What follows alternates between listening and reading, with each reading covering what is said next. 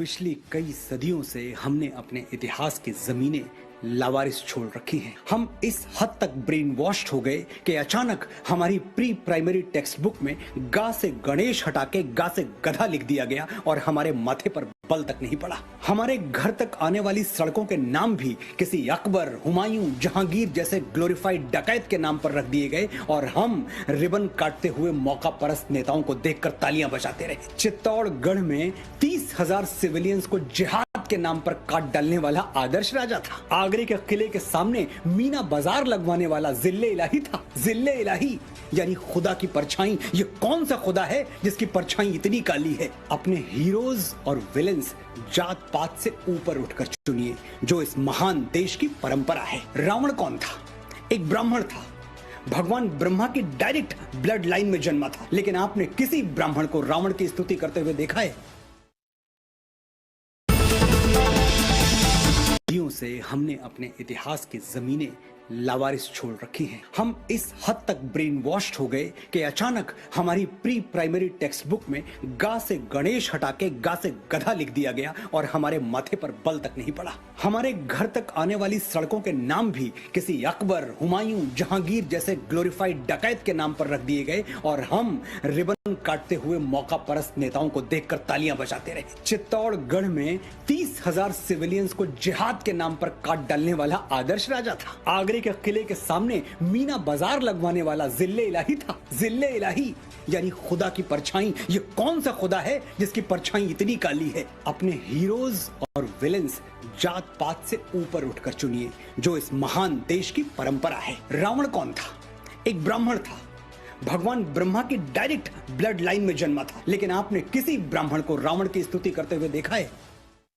इतिहास अगर साजिश के तहत बदला गया, आप मानते हैं कि अब जो इतिहास बदलना चाहिए, आप समझ रहे हैं कि लॉबी भी उठेगी। मैं सबसे पहले पूछना चाहती हूँ कि आपके जहन में कौन से नाम आते हैं जब इतिहास को बदलने के गुनहगारों की हॉल ऑफ फेम के बारे में सोचते हैं? देखिए, इस देश या के हॉल ऑफ शेम कहा जाए। मैं एक दो का नाम नहीं लूंगा, लेकिन मैं एक इशारा जरूर करूंगा कि डरते हैं आप? नहीं, डरता तो बिल्कुल नहीं हूं मैं। डरता तो खैर खुल के बोलिए। मनोज मुंतशिर कहाँ इशारों में बात करता है? वो तो खुल के बोलता है। तो नाम पे जाने की जगह मैं आपको सिर्फ ये बताता हूं कि हमने जो कहानियां पढ़ी हैं, हमने जो हिस्ट्री पढ़ी है, क्या ये इत्तेफाक है कि वो हिस्ट्री 90% हिस्ट्री बुक्स जो हमारे सिलेबस में चली हैं वो वामपंथियों की लिखी हुई हैं? अब मैं ले रहा हूं नाम। ये इत्तेफाक है? ये हिस्ट्री के साथ इस तरह का पार्शियल बिहेवियर आपको लगता है संजोग था? बस बाई चांस हो गया है, बाई चांस हो गया कि ये तो अब 90% से यही लोग। अच्छा, बाकी कोई और हिस्ट्री नहीं लिखता? ये वामपंथी इतिहासकार जिन लोगों ने 1962 के इंडो चाइना वॉर में चाइना का समर्थन किया था, ये देश प्रेम का दा नहीं जानते, ये राष्ट्र प्रेम का रा नहीं जानते। तो जब ये हमें हिस्ट्री पढ़ाएंगे तो वो हिस्ट्री कैसी होगी और उस हिस्ट्री को पढ़ के जो जनरेशन आगे बढ़ेगी वो कैसे निकलेगी, इस पे मैं क्या बोलूं, सब सामने है आपके। लेकिन मनोज जी, आपने खुद ही कहा कि बाकी लोगों के इख्तियार में था कि वो कुछ करते पर लेजी रहे। कम से कम आप इनको ये तो कहेंगे कि मेहनती रहे, इन्होंने लिखा। हाँ, देखिए, हमेशा होता है जो नेगेटिव फोर्सेस होती हैं बहुत मेहनती होती हैं, हमेशा से। तो नेगेटिव फोर्सेस मेहनत करती हैं क्योंकि ये जो दुनिया का फैब्रिक है ना, आपको लगता है कि पॉजिटिव चीज में मेहनत ही नहीं लगती, पॉजिटिव खुद हो जाता है? ये क्या कह रहे हैं आप? पॉजिटिव चीज में मेहनत लगती है, दुगनी मेहनत लगती है। नेगेटिव को पहले मिटाना पड़ता है। नेगेटिव तो ऑलरेडी 0 से शुरू कर रहा है। हम तो 0 में नहीं शुरू करते, हम तो -100 से शुरू करते हैं कि भाई ये जो -100। हमारी प्रॉब्लम ये थोड़ी है कि अब हमें आगे का इतिहास ठीक करना है, ये तो छोड़िए। हमारी प्रॉब्लम ये है कि जो हमारे पीछे 1200 साल है पहले उनका ठीक करना है। वो कितनी मेहनत का काम है। हमें वो जो 400 साल जो हमें कहते हैं कि हमने तो इनको अपनी जूतियों की नोक पे रखा 400 साल। एक बात ये मानते हैं कि इन्होंने हम पे रूल किया और इस बात में ये बहुत खुश होते हैं। और फिर जब मैं इन्होंने कह रहा हूं तो मैं इन्होंने किसी मुसलमान की बात नहीं कर रहा, उसमें हिंदू भी शामिल हैं, उसमें हर कोई शामिल है जो कि इस सोच के साथ जुड़ा हुआ है। ये हिंदू मुसलमान का मुद्दा नहीं है। तो हम पे रूल किया गया, ये जो चीज है कि हम पददलित थे, हम दबे थे, हम कुचले थे, हम बेचारे थे, ये अंग्रेजों का नैरेटिव था। जब अंग्रेज यहाँ आए तो पूरी दुनिया के सामने जो उन्होंने तस्वीर पेश की वो क्या थी? वो लॉर्ड मैकाले का अगर आप स्पीच सुने जो उन्होंने ब्रिटिश पार्लियामेंट में दिया है, तो वो तस्वीर ये थी कि हिंदुस्तान बड़ी बुरी हालत में था और हिंदुस्तान को तो क्या है, they have always been ruled. इनके ऊपर तो मुगलों ने रूल किया, अफगानों ने रूल किया, तुर्कों ने रूल किया, जो भी आता है इनके ऊपर रूल कर देता है। इस नोशन को भी हिस्टोरियंस ने चैलेंज नहीं किया कि हम पे कभी रूल किया ही नहीं गया, हम कभी गुलाम रहे ही नहीं हैं। तो मैं खाली ये कह रहा हूं कि ये लोग जो है मैनेज करते रहे देश को, और मैनेज कैसे करते रहे कि ठीक है हिंदू राजाओं को फोड़ो और इनके साथ मिलकर मैनेज करो कि आप हमारे अंडर में रहो, टैक्स हमें दो, आप करो अपना जो करना है। और ये वो टाइम था जब जितने भी बड़े हिंदू राजा थे वो पता नहीं शांतिप्रियता की वजह से या किस वजह से चुप बैठ गए कि ठीक है हमारा जा क्या रहा है, मतलब हुकूमत हमारी है, राजपाट हमारा है और तुम्हें एक टैक्सेशन का हिस्सा चाहिए, चलो हम देते रहते हैं। टैक्सेशन इनको देने का मतलब ये नहीं था कि हम इनके गुलाम थे। ये अगर आप देखें साउथ की तरफ कभी पहुंचे नहीं, साउथ की तरफ ये छुट्टा पुट्टा हैदराबाद के अलावा कहीं आगे घुस नहीं पाए। गुजरात की तरफ इनकी कभी पैठ बनी ही नहीं, राजस्थान इनका कभी हुआ ही नहीं। छत्रपति शिवाजी महाराज ने यहां महाराष्ट्र में इनको दाखिल नहीं होने दिया। तो भाई साहब कहां के मुगल और कहां के आप बादशाह और कहां के जिले इलाही। तो ये जो हिस्ट्री पढ़ा रहे हैं आप इसको भी बदलिए कि पूरे हिंदुस्तान पे मुगलों की हुकूमत थी, पूरे हिंदुस्तान पे मुगलों की हुकूमत कभी नहीं थी। पर इस वक्त देश में दो तरह के नैरेटिव हैं। एक नैरेटिव है कि अगर आप सरकार के खिलाफ कुछ कहिए तो आप राष्ट्रद्रोही हो जाते हैं, ऐसा कुछ लोगों का कहना है। और दूसरा नैरेटिव है कि अगर आप सरकार के बारे में कुछ अच्छा कहिए तो आप गोदी हो जाते हैं, भक्त हो जाते हैं।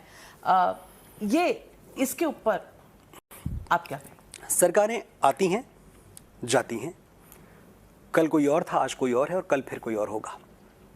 राष्ट्र रहता है, देश रहता है।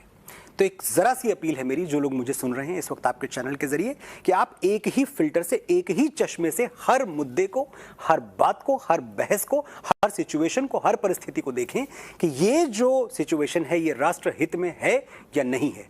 और अगर आपके सामने जो सिचुएशन है वो राष्ट्र हित के अगेंस्ट है तो उसके दूसरी तरफ कोई भी खड़ा हो, वो आपका अपना खड़ा हो, वो आपका कोई गैर खड़ा हो, दोस्त खड़ा हो, दुश्मन खड़ा हो, आपको उसको चुप कराना होगा, आपको वो आवाज बंद करनी होगी या आपको उस आवाज को सही तर्क के साथ बंद करना पड़ेगा। लेकिन दूसरा कोई फिल्टर नहीं है। आप भारत से प्यार करते हैं, भारत आपका है, भारत के लिए जो अच्छा सोचता है वो हमारा है, जो भारत के लिए अच्छा नहीं सोचता वो हमारा नहीं है। और जब मैं भारत की बात करता हूं तो मैं उस भारत की बात नहीं कर रहा जहां हम सिर्फ नारे लगाते रहें भारत माता की जय, क्योंकि भारत माता की जय मैं भी नारा लगाता हूं, दिन में 3 बार लगाता हूं, 10 बार लगाता हूं।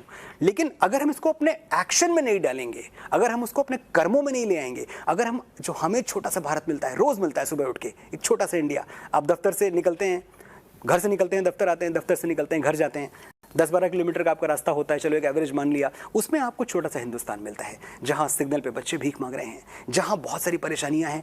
आप क्या उन पे नजर डालते हैं? क्या उनके लिए आपके मन में संवेदना है? क्या केले का एक छिलका जो रास्ते में पड़ा हुआ है उसको उठा के आप डस्टबिन में डालते हैं? नहीं, अगर आप पड़ोसी के घर के सामने। एग्जैक्टली। तो अगर आप वो केले का छिलका उठा के डस्टबिन में डाल रहे हैं, आप देशभक्त हैं। आपसे बड़ा देशभक्त कोई और नहीं। तो मुझे ऐसी देशभक्ति की जरूरत है इस देश में। मनोज मुंतशिर जी, आपके अंदर मैं जानती हूँ जब कोई ऐसे पोइट्री लिखता है, लिरिक्स लिखता है, तो उसके अंदर की एक कश्मकश होती है जो एक कलम से बाहर निकलती है। तो आज कल आपकी कलम क्या कहना चाह रही? कोई मुखड़ा? आजकल मेरी कलम दुखी है। मेरी कलम को इस बात का अफसोस है कि बहुत सारे शब्द जो मेरी कलम से निकलते रहे इसके पहले, वो सच नहीं लिख पाए, वो सच नहीं कह पाए। मैं रोमांस का शायर रहा हूँ, मैं प्रेम गीत लिखता रहा हूँ, प्रेम की कविताएं लिखता रहा हूँ, हमेशा लिखता रहूँगा। लेकिन मुझे लगता है कि अब एक ऐसा दौर है जहाँ थोड़ी देर के लिए हमें एक ही मोहब्बत हमारे लिए होनी चाहिए और वो मोहब्बत है अपने वतन से।